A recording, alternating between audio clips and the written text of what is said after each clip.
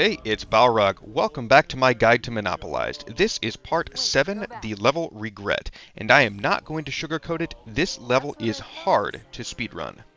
This level begins with what is probably the most difficult sequence of events in the entire game when you're trying to speedrun it, and when you reach the end of the level, the Regret fight can be extraordinarily random and just difficult. But I've broken down the entire first sequence step by step very slowly. We're going to go through it together, and then I'm going to do a full run through the level, and I'm going to show the best and most consistent strategies I've found. And as always, to make these guys as accessible as possible, I'm not doing any sword flying or major glitches. The skulls for this one are Sputnik, which is absolutely essential for the strategy, as well as Grunt, Funeral, and Boom. You do not need to get under par time for this level. As long as you are under 30 to 35 minutes, that is good enough for Monopolized. So the first thing I'm going to do is show the first jump in the sequence here. Now I've already loaded up the level and cleared the first room of all the elites and buggers. I like to throw my grenade about here to get to that second pillar, but you can throw the grenade pretty much anywhere in this area, or anywhere in this area if you would like to jump to the first pillar instead. I'm going to show both. This is the second pillar we'll be dealing with, but ultimately we want to get to this section back here, where we're going to get into that little crevice and do a frag grenade jump to the top here. This is going to give us an advantageous position to counter-snipe the Jackal snipers. So let's see what a jump to the first pillar looks like here. And thanks to Sputnik, this jump is entirely imprecise. You can kind of just toss the grenade wherever. So you can get onto this first pillar, and you can either jump to that pillar, or you can just jump straight across here if you would like, and then immediately try to get into this crevice. You do want to do this quite quickly, as enemies generally come in pretty shortly after the level begins. Fortunately, it's the very first thing you do in the level, so if you mess it up, you can just restart. So, I'm going to show you from the level start, which is right around here. I usually throw a grenade right here, wait just a moment, and then jump straight to the second pillar here. Then you would immediately go get into that crevice behind me and let your shield regen.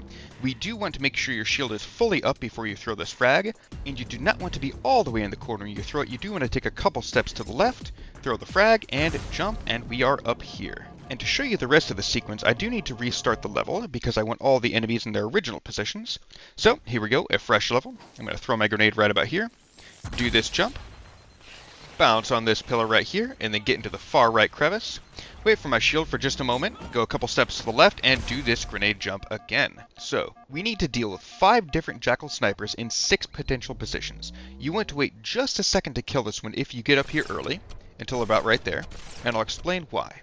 If you kill this guy, the second he walks out of this doorway, he will actually still be too close to this guy and will alert him to your presence, and then he will walk back into this room and make your life a little more difficult. Important to note for when you walk up here, take note of where this Jackal sniper is right here. That's position 3.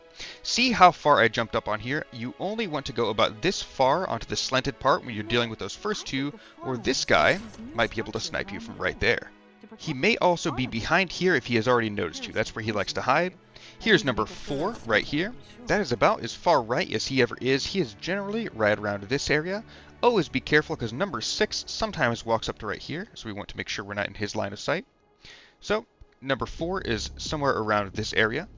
Number 5 likes to hide somewhere right back here. There he is. And since we already got those 5, we know number 6 did not spawn, but if he did, he would be patrolling down this little path here, and he comes to the end. So we have number 1, number 2, number 3, who can also be behind here if he's in combat with you, number 4, who likes to patrol this area, number 5, who generally stays behind here, but also kind of comes out here sometimes, and might be behind that little bank, and number 6, who patrols right up and down this path. If 6 is taking too long, you can throw a grenade, and as soon as it blows up, he will come running down that path. So here's what we're actually going to do. Hey, look, an elite's over here. Very nice. Anyway, we are going to jump down here and do a grenade jump. Thanks to Sputnik, we can very easily make it over here to this side. Then we are going to run over here through this tunnel and get onto this railing. Jump from this railing over to this gondola, and we are going to take the first gondola over. We're going to want to get about here, and I'll show you. We're going to throw a grenade up in the sky. It's going to land about right here. Then we are going to just barely jump over that railing, throw another grenade, and then run back in here as fast as we can. If you are very quick, you can just do the jump across, but there are enemies back in here that will notice you. So I'm going to take a little bit of a slow route and clear them. If you jump right down here, you are safe from their eyes, although make sure you don't hit this lip because that will kill you for some reason. Occasionally, this elite or one of those grunts is out of position, but this should work about 9 out of 10 times. So right on the other side of this wall, there's going to be an elite sitting right next to it. We are just going to get the jump on him. He's trying to head glitch us here. There are 2 grunts that come out of here as well. I usually just throw this plasma and then do the jump across. However, since I want some extra time to explain things, I'm just going to kill them here. In fact, I'm going to deal with all of these enemies real quick, just so they don't sneak up on me while I'm explaining things on the bridge here. There is one more Jackal Sniper over here as well. You generally don't have to deal with him, but I'm going to go ahead and take him out just in case. There we go. So now that we have a little piece, let's jump across this bridge. So I like to use the right side here. You could throw a grenade pretty much anywhere along here. You can use a plasma, but I prefer a frag. And thanks to Boom, the position of the grenade is not terribly strict. You do want to have already jumped by the time it goes off though. Sometimes if you don't get quite enough air, you will land on this little platform down here. If so, it's no problem at all, unless you're being shot at. You can still get back up from here. What you do is just back up a step, crouch, and throw a grenade right at your feet. Again, preferably a frag. Just do a jump, and that will give you enough air to get back up here thanks to Sputnik. You can swap your beam rifle for a fresh one here, and this one almost always has 100 ammo for me. So it's also a good time, if there are enemies looking at you and you haven't got the checkpoint over here, you can just kill the enemies and that should give you the checkpoint, and this is a great place to get it, in case you mess up this jump or this grenade sequence here, which is quite dangerous. So this is the jump you would normally use if you were doing a speedrun, but that jump is actually quite tight and a bit hard to pull off. This jump is much easier, although do make sure you jump from the end of the balcony anyway. So here we are going to need to break a threshold to spawn a bunch of enemies right behind this little half wall, and then we are going to have to jump as fast as we can back onto the gondola and take off with it. In the video right now I'm showcasing an alternate method to throw the grenades here, but I'm actually not going to use this method in the video at all. The one I'm going to use here is I line up with about this line here, and I line up with this middle line here, so I'm about on the cross between these 2 lines. And then I like to look straight up at the air, and generally I would throw a frag here, but I'm out of frag, so a plasma works just as well. Throw this grenade, and then immediately come over here, just barely break this barrier, throw a grenade down there, and then jump over here as fast as you possibly can, and then come down here to this bottom part for safety. Notice I am meleeing. Keep meleeing and do not stop. I will explain why when I get to the main part of the video. Anyway, that last part probably will take quite a bit of practice. I recommend getting a checkpoint after you've done the first grenade jump by killing those enemies, and I really recommend practicing all this on easy first because this really is the hardest sequence you are going to do, probably in the entire Monopolized achievement guide. But like I mentioned, you definitely don't have to do this level in under part-time and legendary. Anything under 30-35 minutes will work for the achievement. So now, I'm actually going to transition and we're going to do a full run right from the beginning. I'm going to show you the entire thing. So let's get into it. Going to move pretty fast here at the start since I covered most of this in the tutorial. We're going to throw this plasma right here, jump up. I'm going to go to the second pillar over here. Then we're going to go and jump into this crevice for just a moment to wait for our shields to recharge. Take a couple steps to the left, throw this frag. Do make sure you take those couple steps to the left. Then we are going to come over here and put it into classic graphics and deal with these jackals. Wait just a moment for this guy to make sure the second guy isn't alerted by the first guy's death like we discussed in the tutorial. Get over here, the third position. Then we're going to check for number 4. There he is.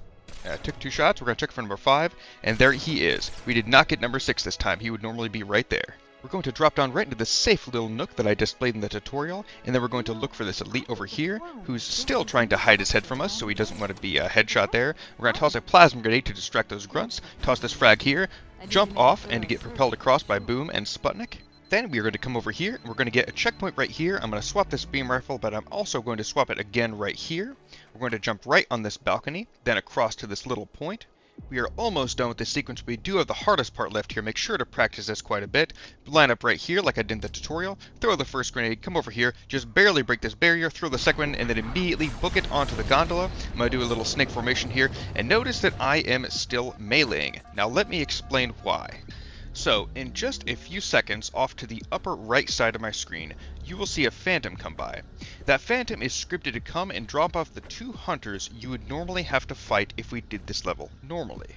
However, we are meleeing to delay a checkpoint. There is the phantom in the upper right hand corner. Anyway, we are meleeing to delay a checkpoint. And if we keep delaying this checkpoint until the point where the Phantom is supposed to drop off the hunters, the Phantom will instead just despawn, as it just did. Doing this does two things that are very important to us.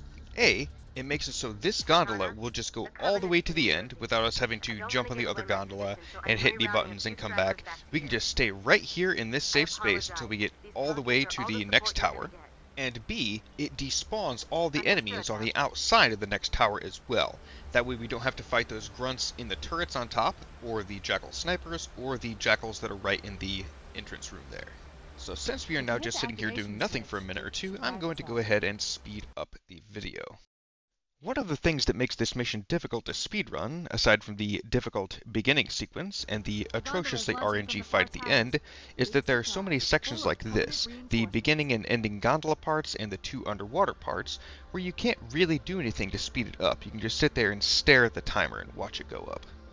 Either way, we have now reached the second tower here, and as you can see, there are no grunts in the turrets, there are no jackals waiting for us, and there's the gondola that's supposed to be bringing the enemies to us on the other side. But we have already escaped it.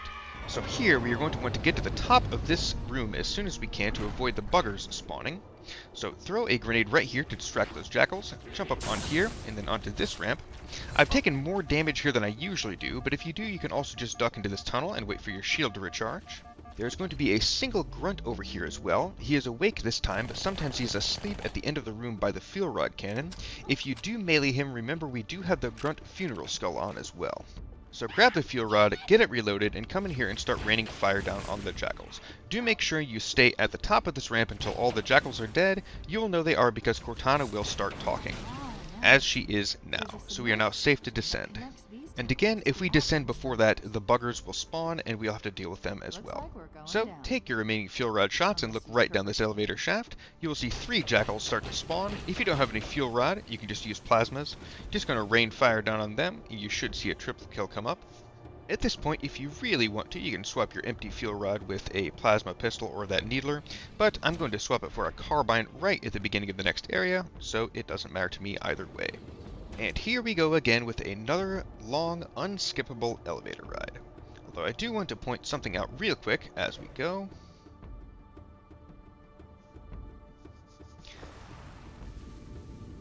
I'm going to come to the window over here and look at these old graphics, and now look at the new ones. They really did a fantastic job in the Halo 2 Anniversary Edition, didn't they? Alright, going to speed it up just a little bit again here.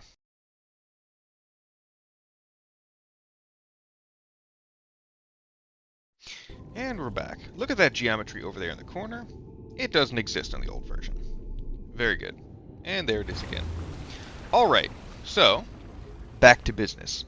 We're going to come out of this elevator and immediately go right, and then under the stairs there's going to be a carbine. We're only going to get limited use out of this carbine, but I'm going to go ahead and grab it anyway. There are also 2 plasma grenades under those stairs with it.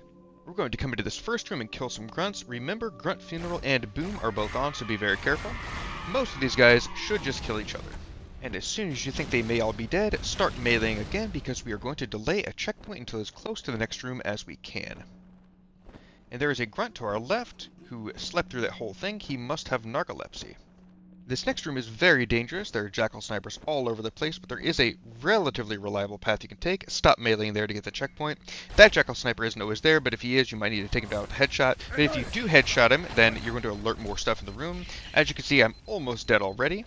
Try to jump over these hunters and into this door if you can. I should be dead right now, and the hunters know it. They're quite angry with me right now. So in this room, there are a bunch of invisible grunts and 2 invisible elites. I'm going to start sniping them here, but I recommend you actually go down to where I do here in a second. I recommend you do this immediately, because those hunters can follow you, and they'll shoot you if you're in the doorway. They almost never come into the room. In fact, I've only seen a hunter come into this room 1 time in my entire Halo career, and it was this run. This is the only time I have ever been followed into this room by a hunter. I've run this mission hundreds of times on Legendary and Lasso, and I've seen them come up to the point where they can shoot you if you're right inside the doorway plenty of times, but I've never actually seen one walk into the room. Anyway, as you can see, I grabbed the energy sword, but we don't really need it.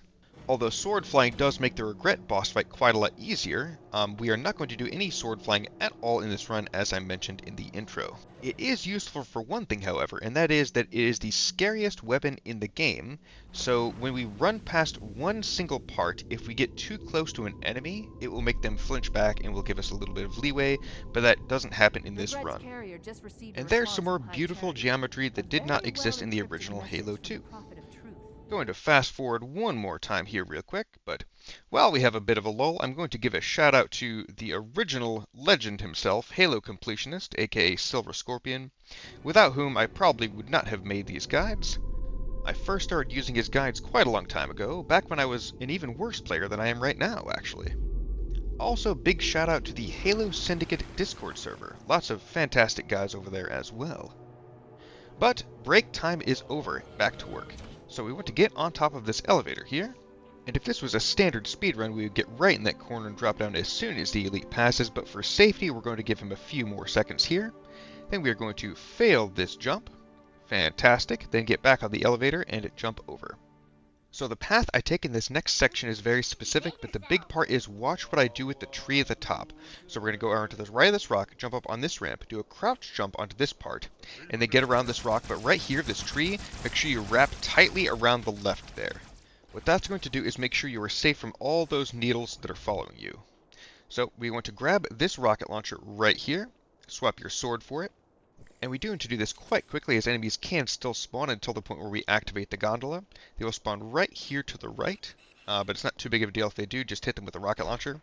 But we want to try to save our rockets and avoid that happening. So walk up this ramp, and we're going to want to get the other rocket launcher ammo right here. And we are going to drop down here into cover and use it to kill a couple of Banshees which are about to spawn. So for these Banshees, if it's a blue elite piloting it, it'll take 1 to 2 rockets to kill. If it's a red elite, it'll take 2 to 3. And if it is a white elite, it'll take 3 to 4. No matter what, just stay in cover until they are done with. And then we are going to use our extra rockets to fire and try to get as many kills as we can on this gondola here. Fire about right here, and the combination of Boom and Grunt Funeral should carry the day pretty hard.